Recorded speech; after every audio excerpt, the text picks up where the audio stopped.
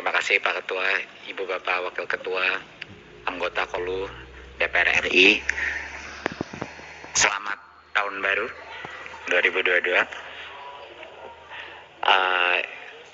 Walaupun kita ke depan, tapi saya optimis tahun ini transformasi pendidikan kita akan semakin positif.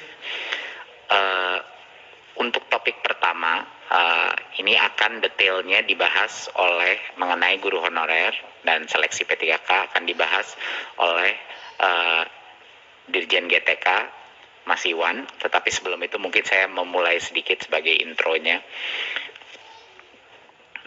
Saya rasa masyarakat juga harus mengetahui bahwa kita punya undang-undang ASN yang mengunci dua hal dalam rekrutmen P3K ini. Yang pertama, undang-undang ASN itu mengunci bahwa baik dari pihak swasta maupun negeri harus diberikan kesempatan untuk masuk dalam seleksi guru. Jadi itu hal yang dikunci oleh undang-undang. Dan yang kedua adalah pegawai ASN harus bekerja di dalam organisasi pemerintahan. Jadi ini dua hal yang memang dikunci oleh undang-undang ASN. Tetapi saya mengerti bahwa ada dua isu besar. Satu isu yang terbesar adalah beberapa guru yang tentunya yang lolos passing grade tapi tidak ada formasi. Ada isu kedua yaitu guru-guru yang mungkin lolos passing grade tetapi kalah dengan beberapa guru swasta dari sisi ranking. Dan yang ketiga adalah isu beberapa yayasan yang kehilangan guru. Ya, ini isu tiga ini. Nah, ini akan dibahas sama Mas Iwan, tapi sangat penting untuk masyarakat mengetahui bahwa Kemdikbud mengambil posisi yang sangat jelas di sini. Walaupun ini bukan keputusannya Kemdikbudristek, bahwa ini adalah keputusan Panselnas, di mana ada beberapa pihak, posisi Kemendikbudristek, kami ada di sisinya guru honorer. Artinya apa? Kami mengambil posisi dan berjuang di Panselnas untuk bagi guru-guru yang sudah lolos passing grade tapi belum dapat formasi, kita ingin dia tidak harus tes lagi, pada saat formasinya keluar dia langsung dapat. Itu adalah posisi Kemendikbud. Satu, pertama.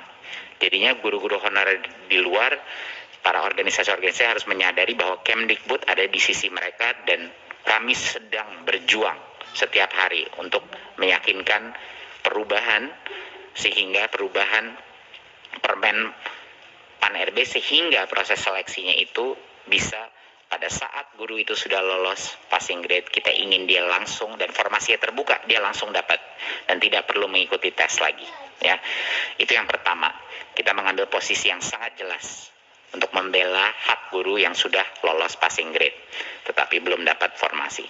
Kedua, kami mengambil posisi yang sangat jelas juga. Kami sedang memperjuangkan bahwa seluruh proses rekrutmen ini kami ingin pastikan memaksimalkan afirmasi dalam bentuk apa? Afirmasi dalam bentuk kesempatan terbesar dan prioritas bagi guru di sekolah induknya. Itu adalah perjuangan kedua kita untuk memastikan dan memaksimalkan bahwa kita memberikan kesempatan terbesar dahulu bagi guru-guru honorer di sekolah-sekolah negeri di sekolah induknya dia, sehingga dia bisa mendapatkan kesempatan terbesar. Jadinya ini adalah dua hal yang sangat penting untuk dimengerti masyarakat dan para guru-guru honorer bahwa Kemdikbudristek hadir di sisinya mereka. Ini sangat penting. Tetapi ini adalah keputusan bersama di Panselnas. Jadi mohon dukung kami dalam perjuangan ini dan insya Allah kita akan mendapatkan terobosan, tapi kami akan terus berjuang untuk mencapai ini. Ya, jadinya sekali lagi saya mengulang, Undang-Undang ASN mengunci bahwa partisipasi dari guru swasta itu diwajibkan oleh undang-undang. Mereka harus diberikan hak karena mereka juga guru yang diberikan hak untuk bekerja. Sama seperti kalau kita membuka rekrutmen untuk masuk kementerian, harus bisa diakses dari pihak swasta juga gitu. Itu adalah undang-undang ASN. Dan yang kedua yang dikunci adalah ASN harus bekerja di dalam organisasi pemerintahan, tidak bisa bekerja dalam organisasi swasta. Itu dua hal yang dikunci.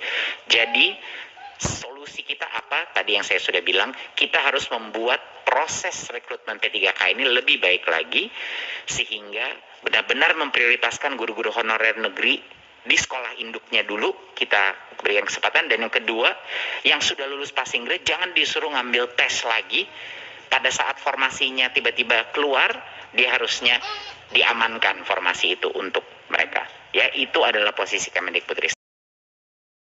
Sebenarnya 1.2.616 formasi.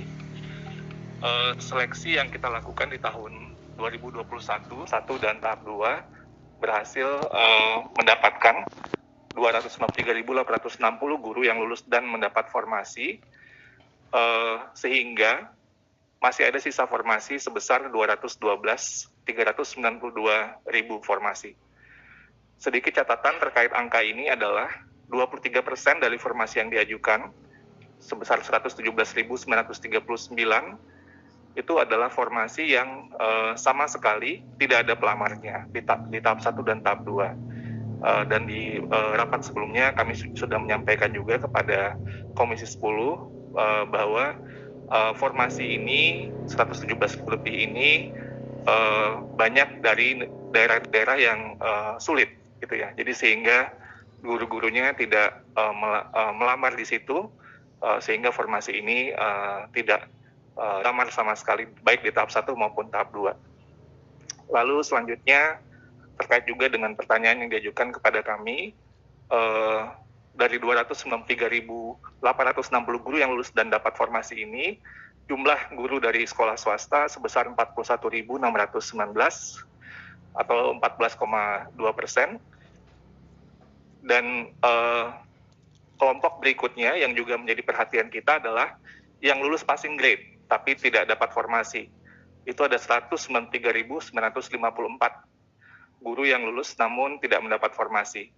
Nah, ini yang tentunya nanti menjadi catatan utama kita untuk tahun 2022 ini, untuk diperjuangkan bagaimana bisa mendapatkan formasi tanpa harus melakukan seleksi lagi. Jika kita jumlahkan sebenarnya guru-guru yang baik yang sudah lulus dan dapat formasi dan yang lulus tapi belum dapat formasi, itu ada 487.814 guru yang telah memiliki nilai hasil dari ujian seleksi melewati nilai ambang batas. Artinya jumlahnya hampir mendekati total formasi yang diajukan. Jadi sebenarnya ini adalah hal yang sangat menggembirakan ya dari segi kemampuan guru-guru kita untuk bisa lulus dari nilai ambang batas. Tapi memang kuncinya di sini tentunya adalah formasi yang tersedia. Dan masih ada 437.823 guru yang belum lulus. Ini dari total guru yang melamar itu 925.000. Tapi 437.000 guru ini ada 116 guru yang pelamar yang sama sekali belum pernah mengikuti ujian. Itu juga catatan di angka 437.000 ini. Jadi kira-kira ini gambaran besarnya hasil dari seleksi guru ASN P3K di tahun 2021 yang lalu. Boleh lanjut slide berikutnya. Terkait dengan guru-guru yang